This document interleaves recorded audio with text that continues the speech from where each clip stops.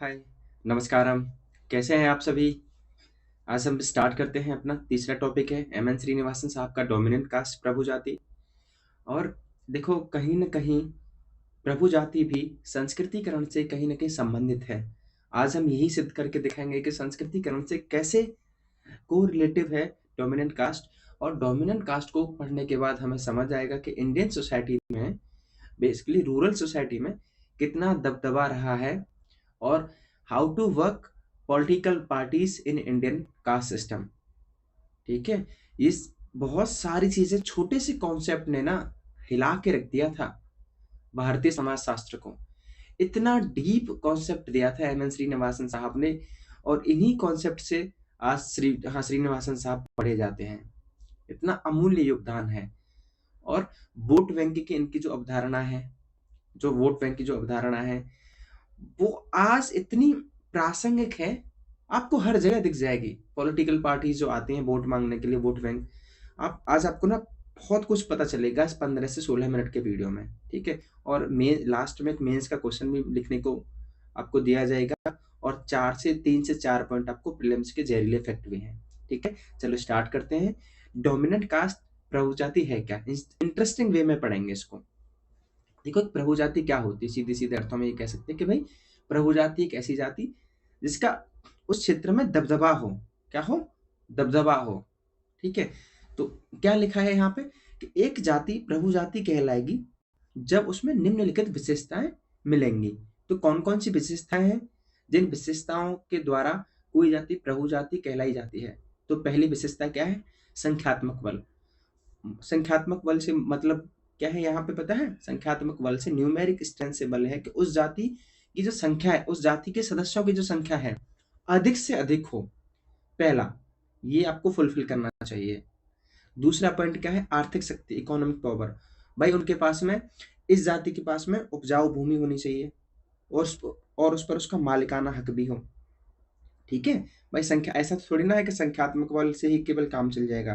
भाई, आर्थिक पावर भी तो चाहिए, नहीं चाहिए? ठीक है, अब संख्या भी हो गई, आर्थिक भी हो गई। उसके बाद क्या है? राजनीतिक शक्ति, पॉलिटिकल पावर भी चाहिए उनको। मान लो स्थानीय प्रशासन में, पंचायतों में दबदबा हो उनका, और राजनीति में भी दबदबा हो। भाई, उन्हीं की जाति से एक एमपी या एमएलए चुना गया हो। ओके, तो संख्यात्मक बल भी हो, आर्थिक शक्ति भी उस जाति के पास हो, राजनीतिक शक्ति भी उस जाति के पास हो, और हायरार्की में, मतलब पदानुक्रम में उसका स्थान भाई बहुत नीचा नहीं हो। ऐसा नहीं है कि वो शूद्र जाति से है। ऐसा नहीं है कि वो वैश्य में जो वैश्य जो जाति होती है उसमें नीचे वाला जाति है। ऐसा नहीं है कुछ। ठीक है, मतलब रिचुअल जो स्टेटस होता है वो करीब करीब या तो ऊपर वाला हो तो ठीक ही ठीक है, बीच वाला होना चाहिए। ऐसा नहीं कि बहुत नीचा हो। बात समझ रहे हो? रिचुअल स्टेटस, पदानुक्रम में स्थान का क्या अर्थ है इसका? चलो, नेक्स्ट क्या है? पश्चिमी शिक्षा उनके पास हो, नौकरियां उनके पास हो, उनकी उपस्थिति बहुत ज्यादा हो उनमें, शिक्षा में, नौकरियों में। तो एक, एक, दो, तीन, चार और पांच, ये पांच विशेषताएं मिलके, ये पांच विशेषताएं मिलके क्या करती हैं? एक प्रभु जाति की विशेषता है और एक प्रभु जाति बनाती हैं। पहले क्या था? एक थोड़ा सा मैं कहानी टाइप बताता हूँ कि पहले जब एम एन श्रीनिवासन साहब ने प्रभु जाति के कॉन्सेप्ट दिया तो 3 विशेषताएं दी थी केवल: numeric strength, economic power, political power. लेकिन आलोचना हुई कि भैया रिचुअल स्टेटस की आप बात नहीं करते और एजुकेशन की आप बात नहीं करते। तो फिर उन्होंने बाद में 2 पॉइंट ऐड किए थे। ठीक है, तो अब मैं पहले और बाद में थोड़ी ना बताऊंगा कि क्या क्या, लेकिन आपको नया वाला बताऊंगा ना कि नया वाला क्या है। एक प्रभु जाति उस जाति को कहेंगे जिसमें संख्यात्मक, उस जाति की सदस्यों की संख्या ज्यादा से ज्यादा हो, उसके पास आर्थिक शक्ति हो, उपजाऊ भूमि हो, उसका राजनीतिक शक्ति में दबदबा हो, पदानुक्रम में भी ऊंचा नहीं तो मध्यम स्थान होना चाहिए, और उसके पास में पश्चिमी शिक्षा, नौकरियों की भी उपस्थिति हो। उस जाति को, ऐसी जाति की विशेषताओं वाली जाति को क्या कहेंगे भैया? एक प्रभु जाति कहेंगे। बात समझ आई आपको? ठीक है, इतना पढ़ने के बाद हमें ये समझ आया। अब दूसरा दूसरा क्या कॉन्सेप्ट निकलेगा कि भैया आप कोई भी पूछ लेगा कि अच्छा ये बताओ कि आज मतलब कोई प्रासंगिक रेलिवेंस है इस प्रभु जाति का, इस डोमिनेंट कास्ट का इंडियन सोसाइटी में रेलिवेंस है? भाई, ये रेलिवेंस है, हम तभी पढ़ते हैं इसको। ठीक है, तो क्या रेलिवेंस है? अब इसका हम देख लेते हैं कि कौन कौन से स्टेज पे इसका रेलिवेंस होता है। तो देखो न्याय निर्णय में पहला रेलिवेंस क्या है, डिसीजन मेकिंग में बहुत महत्वपूर्ण भूमिका निभाती है ये। जैसे गांव में कोई झगड़ा हुआ, भाई यही सुलझाते हैं, इन्हीं के पंच होते हैं। 12 गांव की पंचायत हुई तो प्रभु जाति के ही पंच होते हैं, वही सुलझाते हैं झगड़ों को। तो डिसीजन मेकिंग में देखो कितना कितना इंपॉर्टेंट रोल निभा रही है ना। दूसरा, संस्कृतिकरण का मॉडल। देखो मैंने आपको बताया था कि प्रभु जाति और संस्कृतिकरण कहीं ना कहीं एक दूसरे से संबंधित है, डायरेक्ट नहीं तो इनडायरेक्ट। वो क्या है, वो कैसे है, देखो संस्कृतिकरण का मॉडल क्या है। अब निचली जातियां, जो संस्कृतिकरण में मैंने क्या बताया था कि भैया निचली जाति उच्च जाति की जीवन शैली को अपनाती है, लेकिन इसमें थोड़ा सा विपरीत है। इसमें क्या है कि जो अब निचली जातियां ब्राह्मणों की बजाय, भाई प्रभु जाति वो शक्तिशाली है अपने आप में, अब उसका अनुकरण करेंगे, उसकी जीवन शैली का अनुकरण करेंगे कि बजाय ब्राह्मणों के बजाय। बात ये क्लियर है। वोट बैंक की राजनीति, वोट बैंक की राजनीति में इसका क्या अर्थ है कि भाई चुनाव के समय में जब चुनाव प्रचार लोग करते हैं, जब एमएलए एमपी पास आते हैं ना, तो किसके पास जाते हैं, इस प्रभु जाति के ही पास जाते हैं, ताकि अपना समर्थन ज्यादा से ज्यादा जुटा सके और ज्यादा से ज्यादा वोट प्राप्त कर सकें। अब बात समझ आई कि वोट बैंक की राजनीति क्या है। तो डायरेक्ट ये क्वेश्चन है, वोट बैंक की राजनीति, प्रभु जाति के अंदर ही वोट बैंक की राजनीति का कॉन्सेप्ट दिया था एम श्रीनिवासन साहब ने, ठीक है, और हमें डायरेक्ट मिलता नहीं है। तो बात समझ जाए कि इसका प्रभाव देखो कितना है, डिसीजन मेकिंग में भी है। सांस्कृतिक संस्कृताइजेशन का एक मॉडल ही इसने अलग बना लिया, और वोट बैंक की राजनीति, और आज वो क्लियर कट दिखता है हमें, है ना। इसका और एग्जाम्पल देखो, संस्कृतिकरण का मॉडल मैं आज के समाज में बताऊं, जैसे पहलवान है, ठीक है, मोस्टली अब नीची जातियों में से, दलित जातियों में से भी, अल्पसंख्यकों समुदाय में से पहलवान निकल रहे हैं, ठीक है। कौन है, जाटों में गुर्जरों को कॉपी कर करके लोग, भाई अनुकरण ही तो कर रहे हैं ना। ये क्या है, संस्कृतिकरण का एक मॉडल है। तो यहाँ तक क्लियर कट आपको समझ आया कि प्रभु जाति किसको कहेंगे। भाई ये 5 पॉइंट मिला के प्रभु जाति बनती है। इसका प्रासंगिक रेलिवेंस क्या है आज के समाज में, तो आप 3 पॉइंटों से इसको दिखा देना। ओके, अब आप ये पूछेंगे कि अच्छा सर ये बताएं आपके प्रभु जाति के आपने बता तो दिया ये सबके, इसके एग्जाम्पल भी कहीं दिखते हैं नहीं दिखते। यस, इसके एग्जाम्पल ये हैं। जैसे मैंने आपको, उसकी चिंता मत करना, मैं पीडीएफ व्हाट्सएप पे पिन कर दूंगा, बस केवल समझो यहाँ, है ना, कहीं इसके चक्कर में लिखने में रह जाओ आप लोग। तो इंडिया में प्रभु जाति के एग्जाम्पल क्या है, जो मैंने लिखा है ना भाई, याद करके ऐसे ही लिखना है आपको, ठीक है। मैं आपको प्रभु जाति भी बताऊंगा, और उसके साथ में जो पार्टियां हैं, उन जातियों के ऊपर जो बनी पार्टियां हैं, मैं उसको भी बताऊंगा, वोट बैंक को रिलेट करने के बाद में। यहां से मैं ये कर देता हूं, देखो, ठीक है। अब थोड़ा सा कोरिलेट आप कर पाओगे। देखो यूपी में, हरियाणा में कौन है, जाट है, गुर्जर है, यादव है, अहीर है ना, यही तो है ना। ये क्या है, प्रभु जाति है, ये क्या है, प्रभु जाति है। और यूपी, भैया यूपी में तो बीएसपी, बहुजन समाजवादी पार्टी और समाजवादी पार्टी, ये क्या है, ये तो कुछ फेमस खास एक समुदाय के ऊपर ही पार्टी को बनी है। जो काशीराम ने जो बीएसपी का निर्माण किया, वो क्या है, वो तो भैया केवल उसके एक दलितों के ऊपर इस पार्टी का निर्माण हुआ है। ऐसे यूपी में आरएलडी देख लो, मैं यहाँ आरएलडी लिख देता हूँ, आरएलडी, चौधरी चरण सिंह की पार्टी। आज इसका नेतृत्व कौन कर रहे हैं, उनके बेटे, उनके नाती, है ना, जयंत चौधरी। तो जाट समाज, गुर्जर समाज के उन्हीं की पार्टी के आधार का हिस्सा है, ठीक है, समझ रहे हो आप। सपा में देख लो आप, मुस्लिम, यादव, ये भाई इनके समुदाय के आधार पर पार्टी बन गई है। तो जैसे मैंने एग्जाम्पल लिखा है ना, यूपी में देखो प्रभु जाति के उदाहरण क्या है, जाट, यादव, गुर्जर, अहीर, है ना। उसी तरह हम आगे बढ़ के देखेंगे, इन्हीं प्रभु जाति को, प्रभु जातियों से लाभ लेने के लिए राजनीतिक दल बन गए भैया, बीएसपी, एसपी, आरएलडी और कुछ क्षेत्रीय पार्टियां। अब समझ आया। महाराष्ट्र में मराठा, मराठा क्या है, प्रभु जाति है भैया, शिवसेना खड़ी हो गई लोगों को, वोट बैंक को हासिल करने के लिए। गुजरात में पाटीदार, आंध्र प्रदेश में रेड्डी, कौन है, प्रभु जाति है, वहां 2 पार्टी खड़ी हो गई, डीएमके, एडीएमके, है ना, द्रविड़ मुनेत्र कणगम, और ये एडीएमके की फुल फॉर्म ए से कुछ और है, डीएमके का पीछे वाला हिस्सा वो एक ही है ना। कर्नाटक में लिंगायत, उकालिंगा, इनके ये प्रभु जातियां हैं। उड़ीसा में एफजी वैली ने स्टडी करी, वोडो और गंजम, उड़ीसा के बीचीपाड़ा में एफजी वैली।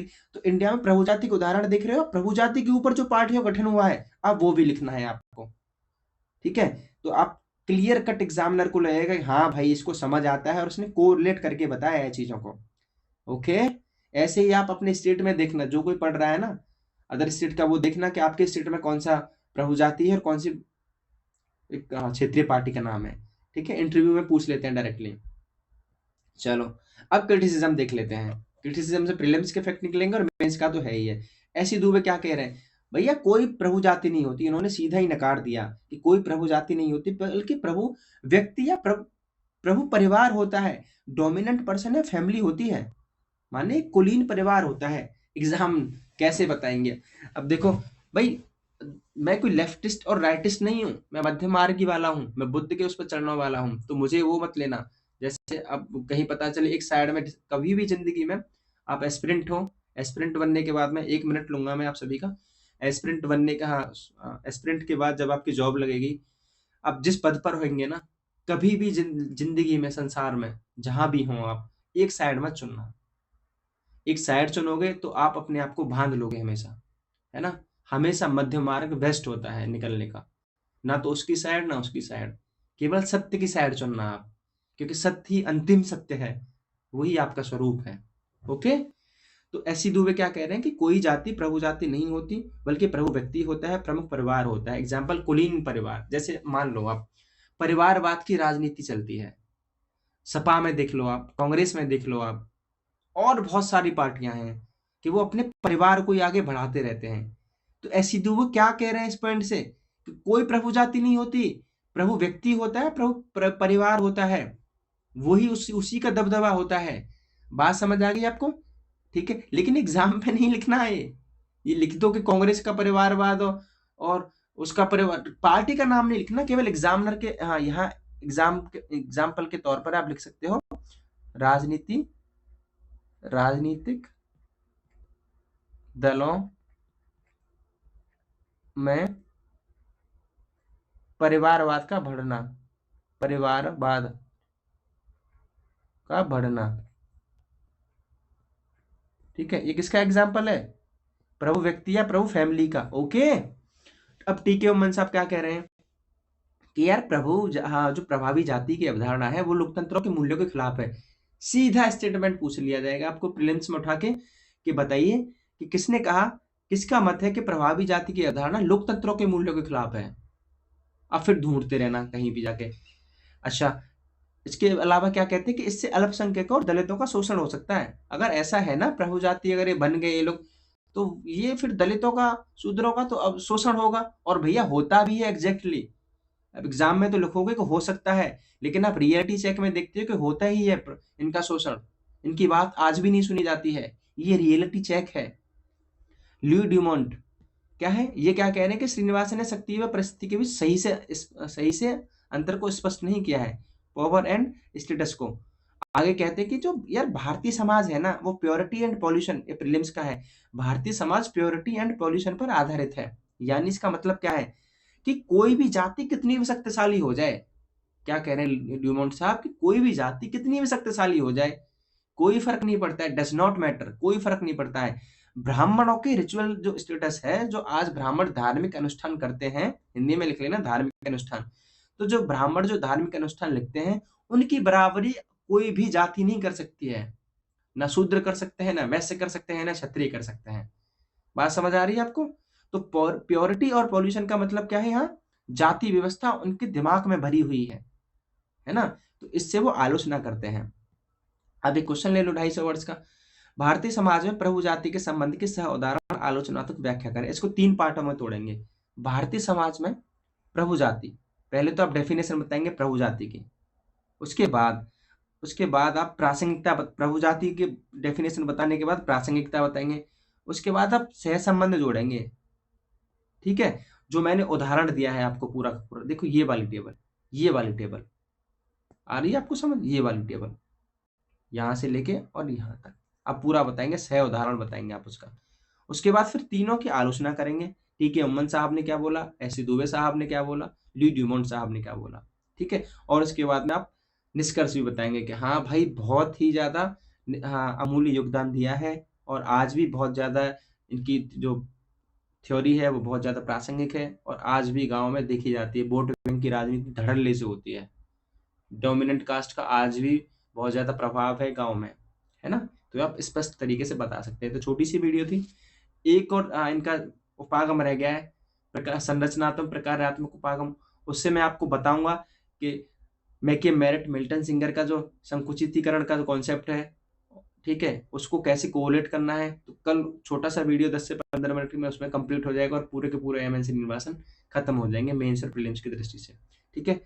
तो व्हाट्सएप ग्रुप जॉइन करना भाई, वहाँ आंसर लिखते रहते हैं लोग और आप अपना आंसर लिख के दिखाना। मिलते हैं नेक्स्ट वीडियो में। Have a good day. जय हिंद।